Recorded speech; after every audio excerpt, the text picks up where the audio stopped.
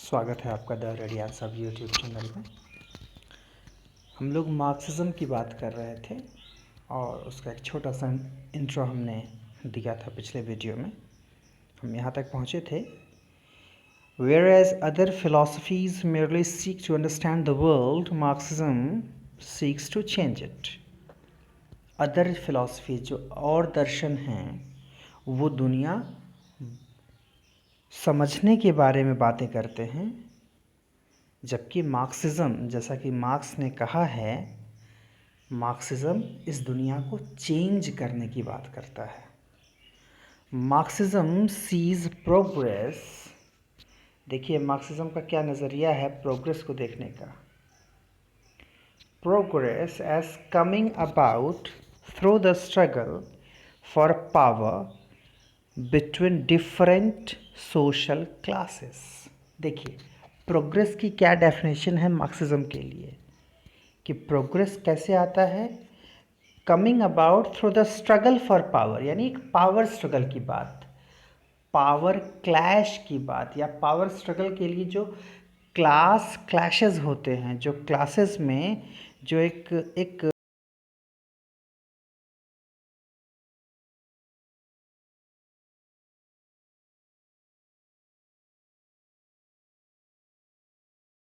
Class, तो power को लेकर के जो एक झगड़ा है, और ऑब्वियस है पावर को लेकर के झगड़ा किस में रहेगा, कौन रहेगा उसके लायक।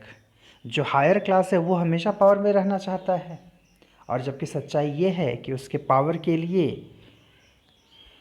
जो ह्यूमन पावर है उसको वो लोअर क्लास से मिलता है। जैसे कोई इंडस्ट्रियलिस्ट अगर है तो वो अगर मुनाफा कमा रहा है ज़्यादा से ज़्यादा, तो इसके पीछे किसकी सबसे बड़ी देन है, मज़दूरों की। This view of history as class struggle rather than as, for instance, a succession of dynasties or a gradual progress towards the attainment of national identity and sovereignty, regards it as motored by the competition for economic, social and political advantage. देखिए, तो जब Marxism से दुनिया को देखना शुरू करेंगे तो हिस्ट्री जो है, जो इतिहास है,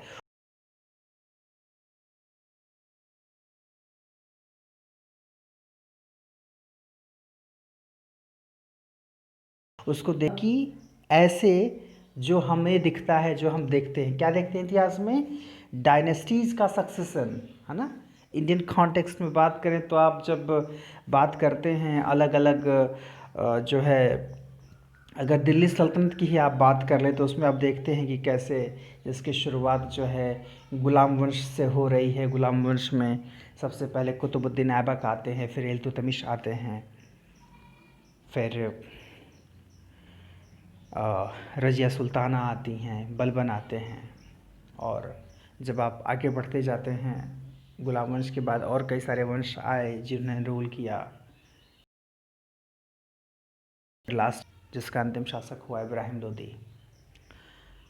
तो जो जो इतिहास हम पढ़ते हैं, जो हम जानते हैं, वो ऐसा ही कुछ हम देखते हैं कि कोई एक पर्टिकुलर वंश, जैसे मान लीजिए अगर मुग़ल साम्राज्य की बात करें तो उसकी स्थापना करने वाला एक आदमी आता है जिसका नाम बाबर है, और वो स्थापना कर देता है एक साम्राज्य की, एक एम्पायर की, और धीरे धीरे फिर वो उसका वंश आगे बढ़ता चला जाता है। कैसे बाबर के बाद हुमायूं ने शासन किया, फिर 5 सालों के लिए वो भगा दिया गया, शेर शाह सूरी ने शासन किया, फिर हुमायूं के बाद आप आगे बढ़ते हैं तो आपको जो है अकबर मिलते हैं, अकबर के आगे आपको जहांगीर मिलेंगे, जहांगीर के आगे आपको शाहजहां मिलेंगे, शाहजहां के आगे आपको औरंगज़ेब मिलेंगे, और वो डायनेस्टी बढ़ते बढ़ते 1857 तक जब आती है तो अंतिम जो शासक बचते हैं मुग़ल साम्राज्य के वो हैं बहादुर शाह ज़फ़र।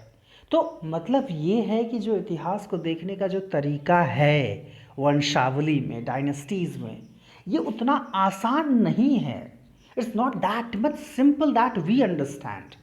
अगर मार्क्सिज्म की बात करें तो मार्क्सिज्म कहता है कि आंखें खोलो और देखो, इतिहास वो नहीं है जो तुम्हें दिखाया जा रहा है।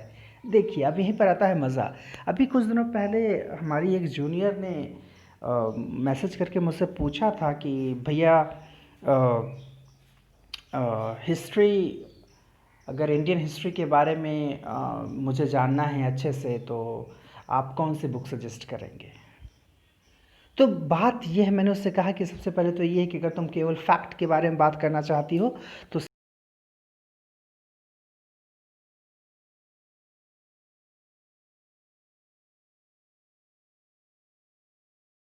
सबसे आप कहूँ कि उसको पढ़ो, क्योंकि कभी भी इतिहास जब हम पढ़ते हैं तो इतिहास कभी भी एक राइटर का लिखा हुआ हमें नहीं पढ़ना चाहिए, क्योंकि कोई भी राइटर जब इतिहास लिखता है तो वो बायस्ड ज़रूर होता है। तो हमें अलग अलग पक्षों को ज़रूर सुनना चाहिए, उसको सुनने के लिए हमें तैयार रहना चाहिए।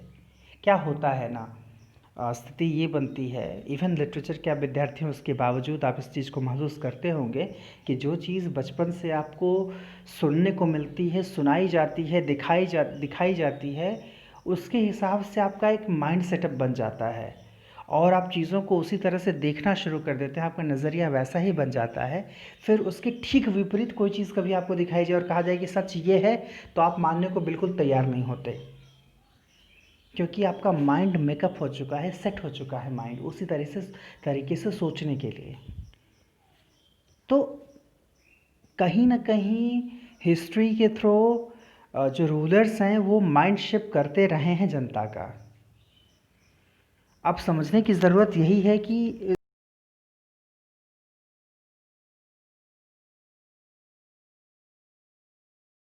इसीलिए कहा ना, इतिहास एक नहीं होता, बहुत से होते हैं, जिसमें से कुछ पर्सपेक्टिव, कुछ नज़रिए हमारे सामने आते हैं।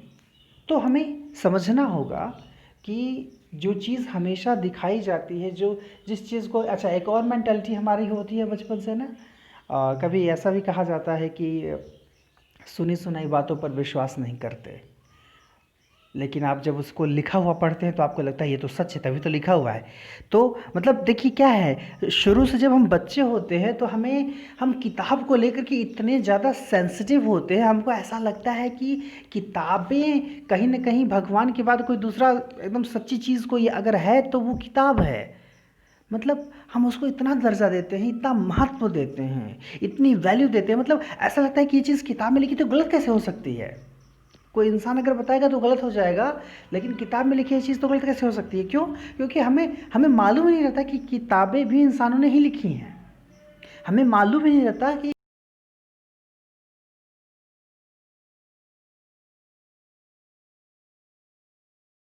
तुम बाद में बड़े होकर के समझदार थोड़े होते हैं तो समझ में आता है कि अच्छा, किताबें भी इंसान ही लिखता है, तो इसका मतलब किताबों में भी गलत बातें लिखी हो सकती हैं, किताबों में भी कई ऐसी बातें हो सकती हैं जिसका विरोध किया जाना चाहिए। बात समझ रहे हैं? तो इन सब के लिए न्यू हिस्टोरिसिज्म जैसी चीज़ें, मार्क्सिज्म जैसी चीज़ें, डिकन्स्ट्रक्शन जैसी चीज़ें पढ़ने की ज़रूरत पड़ जाती है। तो वही बात, हिस्ट्री का ये व्यू कि उसको क्लास स्ट्रगल के रूप में देखा जाए, न कि सक्सेशन ऑफ डायनेस्टीज के रूप में, और as a gradual progress towards the attainment of national identity and sovereignty, कि कैसे धीरे धीरे जो है एक नेशनल जो है स्ट्रगल चला नेशनैलिटी के लिए और सॉवरेंटी के लिए। मतलब अगर हम इंडियन कॉन्टेक्स्ट में फिर से बात करें, हालांकि यहाँ पर ये विश्व लेवल की बात चल रही है, लेकिन आपको इंडियन कॉन्टेक्स्ट में चीज़ें अच्छे से समझ में आएंगी। हमारे यहाँ जैसे आप जब आप हिस्ट्री पढ़ते हैं तो एक पर्टिकुलर चैप्टर में पढ़ते हैं नेशनलिज्म इन इंडिया, है ना, भारत में राष्ट्रीयता। तो आप देखते हैं कि उसमें भारत में राष्ट्रीयता का विकास कैसे हुआ, और जो है कैसे फर्दर जो है सॉवरेंटी के लिए, यानी देश को आज़ाद कराने के लिए कैसे सारे लोग साथ में आए और नेशनल फ्रीडम के लिए जो है मूवमेंट चले। तो ये चीज़ें उतनी आसान नहीं हैं। इवन उसी चैप्टर में आपको बताया जाता है कि नेशनलिज्म जो है, जो राष्ट्रीयता है, या जो फ्रीडम का कॉन्सेप्ट है, वो अलग अलग लोगों के लिए अलग अलग था। वहाँ पर भी आपको क्लास स्ट्रगल दिखता है, लेकिन वो आप उस ढंग से उसको देख नहीं पाते। आप देख नहीं पाते कि फ्रीडम के लिए जो कॉन्सेप्ट एक जमींदार का था वो अलग था,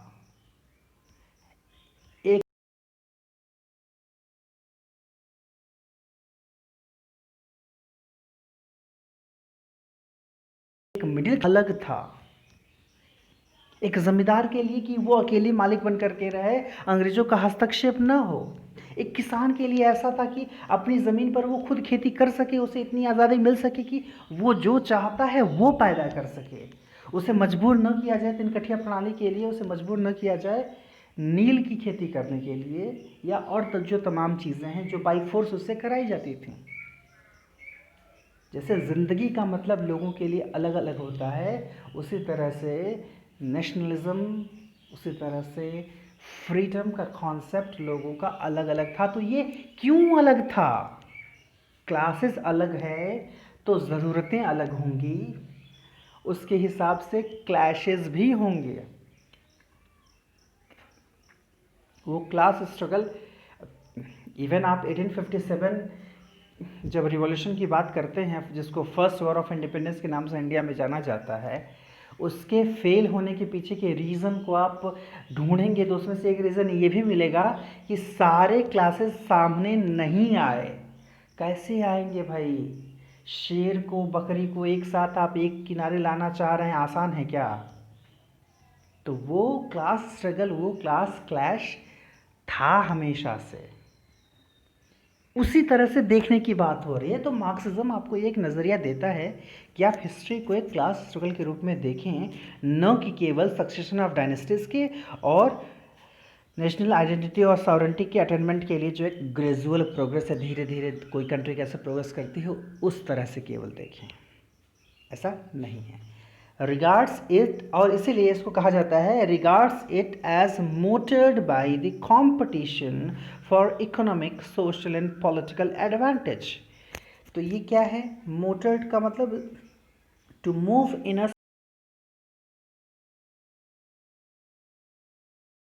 स्पेसिफाइड। मार्क्सिज्म ने अपनी एक अलग दिशा बना रखी थी, एक अलग दिशा बना दी थी इकोनॉमिक, सोशल और पॉलिटिकल एडवांटेज के लिए, कंपटीशन के लिए। तो ये तो सही बात है, लेकिन वही चीज़ है कि अगर कोई एक अलग व्यू, एक अलग पर्सपेक्टिव आपको एक नया नज़रिया देता है तो उसे एक्सेप्ट करना चाहिए, और उसमें कोई गलत बात नहीं है। अगर इकोनॉमिक, सोशल और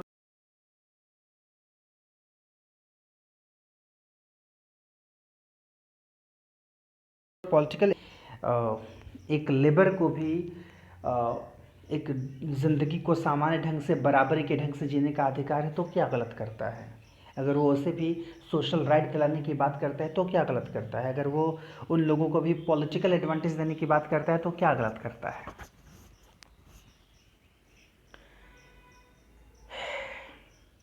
The exploitation of one social class by another is seen especially in modern industrial capitalism, particularly in its unrestricted 19th century form.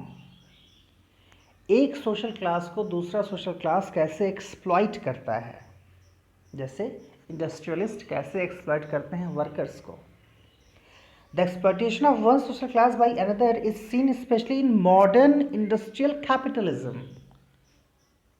जो मॉडर्न समय के जो इंडस्ट्रियलिस्ट कैपिटलिज्म, यानी जिसको बोलते हैं पूंजीवाद, कैपिटलिज्म को किस नज़रिए से देखा जाता है? Particularly in its unrestricted 19th century form. और अगर बात करें स्पेशली कैपिटलिज्म की, तो कैपिटलिज्म जो 19th सेंचुरी में जिस तरह से था, अनरेस्ट्रिक्टेड था, लोगों पर नियंत्रण नहीं था उस समय, जो मनमानी चीज़ें करता था, मनमानी हरकतें करता था, वेजेस लोगों के समान नहीं थे, चाइल्ड लेबर था, बहुत सारी चीज़ें थी जो कि अभी भी हैं, लेकिन अभी उस स्थिति में नहीं है। लेकिन यहाँ पर कुछ बातें मैं करना चाहूँगा। देखिए, मुझे ऐसा लगता है कि मार्क्सिज्म की जब हम बात कर रहे हैं तो सोसाइटी से जितनी ज़्यादा एग्जाम्पल हम उठा सकें, अगर उठा पाएँ तो समझ में आएगा कि मार्क्सिज्म हम समझ पा रहे हैं। ठीक है, याद कीजिए ओलिवर ट्विस्ट की बात। चार्ल्स डिकेंस जो लिखते हैं, जो इस चीज़ के लिए जाने जाते हैं कि कैसे जब इंडस्ट्रियल रिवॉल्यूशन हुआ था, तो कहने को तो एक गर्व करने की बात थी देश के लिए कि तो देश डेवलपमेंट के रास्ते पर आगे बढ़ गया। लेकिन उसकी एक ग्राउंड रियलिटी ये भी थी जो उन्होंने और मिसेज गैस्केल ने अपने नॉवेल्स में बाकायदे जो है एलेबोरेट किया हुआ था। तो ओलिवर ट्विस्ट में एक वो इवेंट आप पढ़ते हैं, उसमें पता चलता है कि जो ओलिवर और उसके साथ के सारे बच्चे हैं उनको बहुत कम मात्रा में खाना मिलता है, रोज़ ऐसा खाना मिलता है जिससे कि उनका पेट भी नहीं भर पाता। मतलब वो वेज मिलना न मिलना तो दूर की बात है, उनको भर पेट खाना तक नहीं मिल रहा है और कई दिनों से बच्चे वैसे ही आधे पेट खा खा करके गुजारा कर रहे थे। तो उसमें ऐसा होता है कि एक बार ये सब बैठ करके मीटिंग करते हैं सारे बच्चे और डिसाइड करते हैं कि नहीं, अब ऐसे नहीं चलेगा, अब हम अपनी मांग करेंगे, अब हम जा करके उनसे कहेंगे कि हमें और खाना दो, हमें भरपेट खाना दो। एक बार ले लेंगे थोड़ा, उससे पेट नहीं भरेगा, दोबारा जा करके मांगेंगे। तो फिर वो बिल्ली वाली कहानी आ गई कि वो जो चूहों की मीटिंग हुई थी और बिल्ली के गले में जो है बांध दी थी घंटी, तो घंटी कौन बांधने जाए। तो ऐसा ही प्रश्न आया कि आखिर शुरुआत कौन करेगा, विद्रोह की शुरुआत कौन करेगा, कौन है इतना हिम्मती जो जा कर के उस खाना बांटने वाले से मांग सके कि मुझे और खाना दो। तो ओलिवर खड़ा हुआ, बोला कि मैं जाऊंगा। It so happened that Oliver, went there again for demanding more food.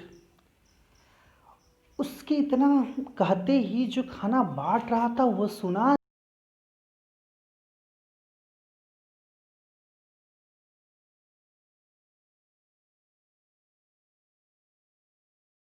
खाना मांग रहा है।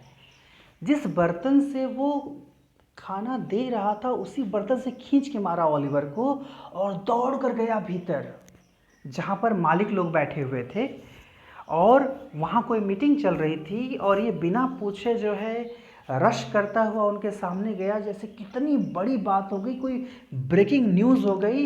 उसके लिए एक ब्रेकिंग न्यूज़ थी। वो जाकर के कह रहा है कि गजब हो गया, एक बच्चे ने दोबारा खाना मांग लिया। See the condition, see the condition of the people, and they all were amazed. उनको लगा अरे ऐसा कैसे हो गया, हाउ इज दिस पॉसिबल।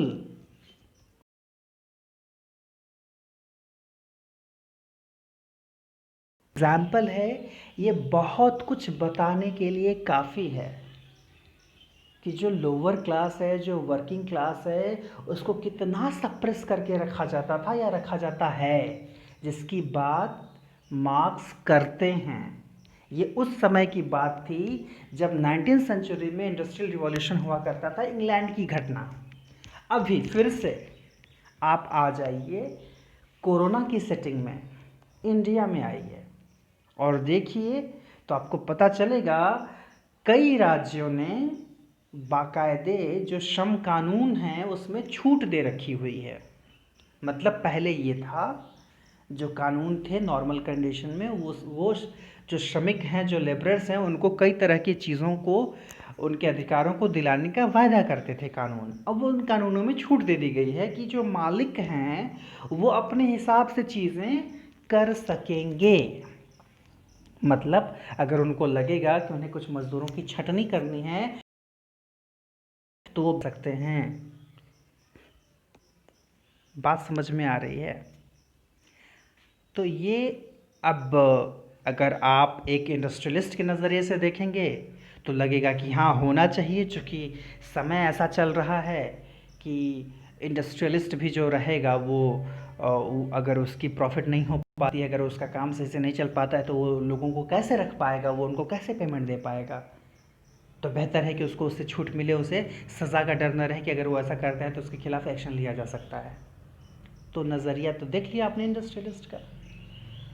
दूसरी तरफ वर्किंग क्लास, जिसके ऐसे ही जॉब की कोई गारंटी नहीं रहती, ऐसे ही उसकी जॉब को उतनी वैल्यू नहीं दी जाती, जबकि सच्चाई ये है कि अगर वो काम ना करे तो लोगों का घर न चले, लोगों की फैक्ट्री न चले, लोग एरिस्टोक्रेटिक बन करके बड़ी बड़ी कारों में घूमे नहीं। लेकिन ये कि जब भी कोई ऐसी सिचुएशन आती है तो इट्स वेरी ऑब्वियस कि समाज का सबसे निचला तबका सबसे ज़्यादा प्रभावित होता है। मतलब बात ये है कि छूट मिल भी रही है तो किसको समझिए, सरकार की तरफ से। क्यों? क्योंकि भाई फैक्ट्री चलेगी, कंपनियां ठीक ठाक चलेंगी, तभी तो सरकार को टैक्स मिलेगा। यानी कहीं ना कहीं अगर आप ध्यान से देखें तो आपको समझ में आता है कि सरकारें कैपिटलिज्म को सपोर्ट करती हैं, और जबकि मार्क्स का कहना है कि सरकार पब्लिक की होती है, सरकार को हर चीज़ें पब्लिक की बनानी चाहिए, जिससे लोगों का इक्वल पार्टिसिपेशन हो, लोगों को इक्वल भागीदारी हो, लोगों को इक्वल अपॉर्चुनिटीज़ मिले, लोगों को इक्वल प्रॉफिट मिले, सभी अपने मालिक हों। इस चीज़ की कल्पना मार्क्स ने की थी। तो मार्क्स की कल्पना को अगर साकार किया जाता, जो कि रियल ग्राउंड पर संभव सा नहीं लगता है, लेकिन अगर साकार किया जाता तो आज हर कोई अपना मालिक होता और ये क्लास डिवीज़न ख़त्म हो चुका होता। लेकिन चीज़ इतनी आसान है नहीं। सो the exploitation of one social class by another is seen especially in modern industrial capitalism, particularly in its unrestricted 19th century form। तो वही कहना unrestricted, उसमें वो कानून तमाम नहीं बने थे। आपको पता है एक समय था अमेरिका में स्लेवरी जो थी वो कानूनी रूप से वैध थी। It was legal, it was legal. बाद में फिर कानून बना करके उसको इलीगल बनाया गया। तो मतलब सरकारें ऐसी भी रही हैं जिन चीज़ों के बारे में आपको सोच करके घृणा हो सकती है, वो चीज़ें कानूनी रूप से सही रही हैं। अगेन अगर मैं बात करूं शराब की, कितनी इंटरेस्टिंग बात है। सरकारें जब चाहती हैं शराबों की बिक्री को लीगल बना देती हैं, जब चाहती हैं इलीगल बना देती हैं। इससे तो एकदम समझ में आ जाता है ना कि सही गलत कुछ नहीं होता, क्या सही क्या गलत सब कुछ आंशिक है, सही गलत कुछ नहीं होता। The result of this exploitation is alienation। अब देखिए मुद्दा कहाँ जा रहा है। जब लोग एक्सप्लॉइट होंगे, जब एक सोशल क्लास एक्सप्लॉइट होगा तो क्या सिचुएशन बनेगी? एलियनेशन होगा। लोग बाकी लोगों से, बाकी समाज से कट जाएंगे which is the state which comes about when the worker is deskilled. जब कोई वर्कर डी स्किल्ड हो जाए and made to perform fragmented. Deskilled कैसे? मतलब ये हुआ कि जो उसकी योग्यता है उसको वो काम ना दिया जाए, उसको दूसरे छोटे मोटे काम दिए जाएं।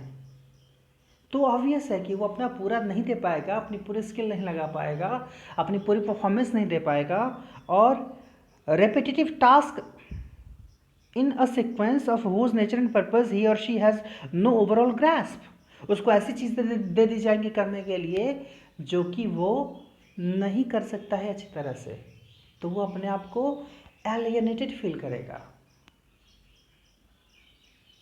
Bye contrast in the older pre industrial और कॉटेज इंडस्ट्री, अगर हम बात करें यानी इंडस्ट्री के आने से पहले की, जब कॉटेज इंडस्ट्री होती थी, जब कुटीर उद्योग होता था, जब लोग अपने मालिक खुद हुआ करते थे, कह रहा है कि system of manufacture home and work place were one. उस समय मैन्युफैक्चर का जो सिस्टम था, जो घर था या वर्क प्लेस था, सब कुछ एक ही था, क्योंकि वो घरों में ही चीज़ें होती थी। जैसे आज भी अगर आप कुटीर उद्योग की बात करें, जो छोटे स्तर पर जो चीज़ें बन रही, जैसे अभी इंडिया में आप देख रहे हैं कि घर घर में, मतलब कुछ घरों में जो लोग छोटे स्तर पर काम करना पसंद कर रहे हैं या जो चाहते हैं कि थोड़ी सी पूंजी लगाकर कुछ कर सकें, तो लोग मास्क वगैरह सिलने का काम कर रहे हैं। तो उसके लिए अलग से कोई एक कंपनी खोलने की ज़रूरत नहीं है, अलग से कोई दुकान खोलने की ज़रूरत नहीं, घर पर ही वो काम हो रहा है। तो जो कॉटेज इंडस्ट्री है उसकी क्या स्थिति थी? बाय कंट्रास्ट, थोड़े से उसके विपरीत जो हम पहले बात कर रहे हैं इंडस्ट्री की, प्री इंडस्ट्री की बात करें तो उसकी स्थिति थोड़ी उलट थी। क्या थी? कि मैन्युफैक्चर का सिस्टम, होम, वर्क प्लेस सब एक था। The worker completed the whole production process in all its variety. और तब जो वर्कर था वो अपनी प्रोडक्शन का काम पूरे वैरायटी में करता था and was in direct contact with those who might by the product, और वो सीधे सीधे कांटेक्ट में होते थे, यानी वही काम करने वाले होते थे, वही बेचने वाले होते थे, और सीधे सीधे बायर के वो संपर्क में होते थे। These alienated workers have undergone the process of reification। लेकिन जब से इंडस्ट्री आई तो चीज़ें बिल्कुल बदल गई, एक आमूलचूल परिवर्तन हो गया, एक मेटामॉर्फोसिस हो गया उनके सिचुएशन में, और फिर एलिनेशन आना शुरू हुआ। उनको उनके मन के काम नहीं मिले, उनके हिसाब के काम नहीं मिले, उनको वो करने को नहीं मिला जो उन्हें करने में अच्छा लगे या जो उसको बेहतर तरीके से वो कर सकें। वो दूसरों से गवर्न होने लगे और अल्टीमेटली ये एलियनेशन उनको कहाँ तक ले गया? रेइफिकेशन तक। रेइफिकेशन का क्या मतलब है? Being represented as material. तब जब रेइफिकेशन हो जाएगा, बहुत इंपॉर्टेंट टर्म है, याद रखिएगा, REFICATION, और ये टर्म बहुत यूज़ करते हैं मार्क्स। उनका जो मेजर वर्क है दास कैपिटल, बहुत फेमस वर्क है, उनका मैग्नम ऑपस है, तो दास कैपिटल में इस टर्म का वो यूज़ करते हैं, किसका? रेइफिकेशन का। तो रेइफिकेशन का मतलब ऑब्जेक्टिफाई हो गए, जो मजदूर थे वो ऑब्जेक्टिफाइड हो गए, उनको वस्तु समझा जाने लगा, चीज़ समझा जाने लगा। यहाँ पर फिर से मैं बात करूँगा, एक जो बात अभी भी लोगों को सतर्क करने के लिए कही जाती है कि सतर्क रहें, सावधान रहें, घर पर रहें, सुरक्षित रहें, क्योंकि सरकार के लिए केवल एक संख्या है। मैं कोरोना के बारे में बात कर रहा हूँ कि अगर आपको हो जाता है, अगर आपको कुछ हो जाता है तो सरकार के लिए आप केवल एक संख्या हैं, आपकी आइडेंटिटी बस इतनी है। तो यही है रेइफिकेशन। रेइफिकेशन समय समय पर होता रहता है। मार्क्स के नज़रिए से देखें तो वर्कर्स का हुआ था, और अगर आप ध्यान से देखें तो आप भी उसी सिस्टम का हिस्सा हैं, आपका भी रेइफिकेशन हो ही जाता है। अजीब बात है। इवन हॉस्पिटल में भी अगर आप जाते हैं तो आप देखते हैं कि कैसे आपको नंबर से जो है रिकग्नाइज किया जाता है। बेड नंबर 13 का patient, ward number 5, second row का पेशेंट, ऐसे तमाम चीज़ें नंबरिंग के हिसाब से। अब आप कहेंगे कि ये कौन सी बात हुई? लॉजिकल तो वही है, आसानी तो उसमें रहती, सही बात है, लेकिन इससे कहीं ना कहीं आपकी आइडेंटिटी कैसे बदल जा रही है, क्या आपने इस पर कभी ध्यान दिया? तो बहुत बार ऐसा होता है। देखिए, नंबर्स का कितना योगदान है हमारी लाइफ में। इवन क्लास में एडमिशन लेते हैं तो आपको एक रोल नंबर असाइन किया जाता है, एग्ज़ाम देते हैं तो भी एक रोल नंबर असाइन किया जाता है। तो वहाँ पर आपकी आइडेंटिटी वो ज़्यादा महत्वपूर्ण हो जाती है, ना कि आपका नाम, आपकी पहचान। ठीक है।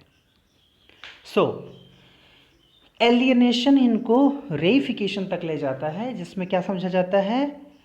नॉट डेवलप्ड देयर, मतलब उन्होंने अपने इस वर्क में बात की है दास कैपिटल में रेइफिकेशन की, वहाँ पर उसको पूरा एक्सप्लेन नहीं किया है। In it concerns the way when capitalist goals and questions of profit and loss are paramount. कैसे ये सिचुएशन उत्पन्न होती है?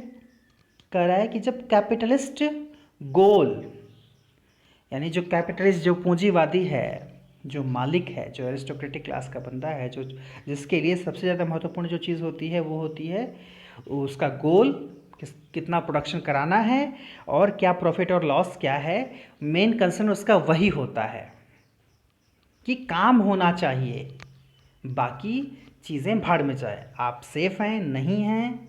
अभी जो एक स्थिति बनी हुई है अमेरिका में, अब अपने देश में भी वो स्थिति आने वाली है। अमेरिका में जो स्थिति बनी हुई है कि लोग मर रहे हैं तो मरें, हम इकोनॉमी को डाउन नहीं होने देंगे। अपने देश में भी 2-3 महीने के लगभग लॉकडाउन किया गया, अब चीज़ें धीरे धीरे ओपन की जा रही हैं। क्यों?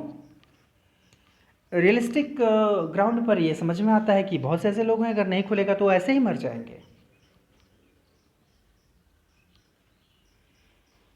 सो इट कंसर्न्स द वे, तो वही अब जब कैपिटलिस्ट के नज़रिए से देखेंगे आप, चूँकि देखिए अमेरिका जैसे देश में कैपिटलिज्म चरम पर है, तो वहाँ पर उनके लिए मेन चीज़ वही कंसर्न है, क्या?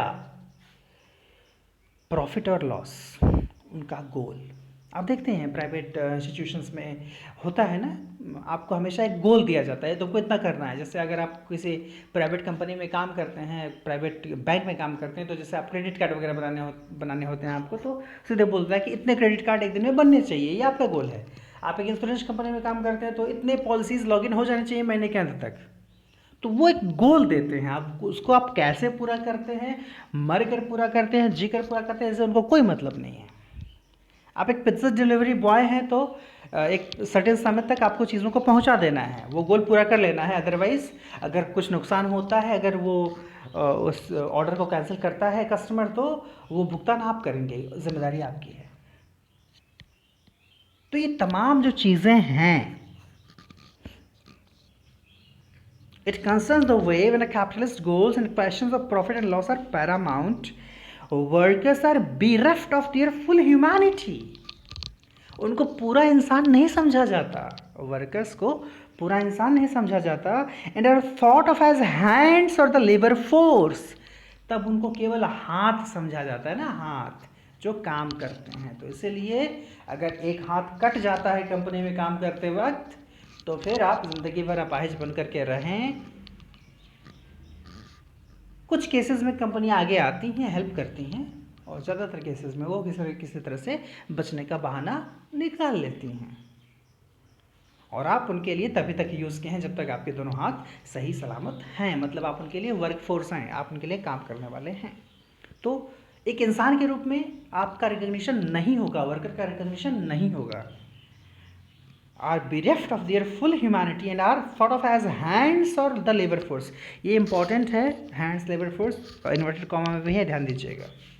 So that for instance the effects of industrial closures are calculated in purely economic terms।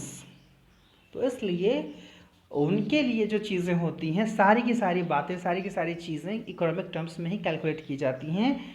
People in a word become things, तो उनके लिए जो लोग हैं वो एक तरह से वस्तु बनकर रह जाते हैं। तो ये रहा दूसरा एपिसोड, दूसरा वीडियो। फिर इसके आगे हम बाद में बात करेंगे। ठीक, धन्यवाद।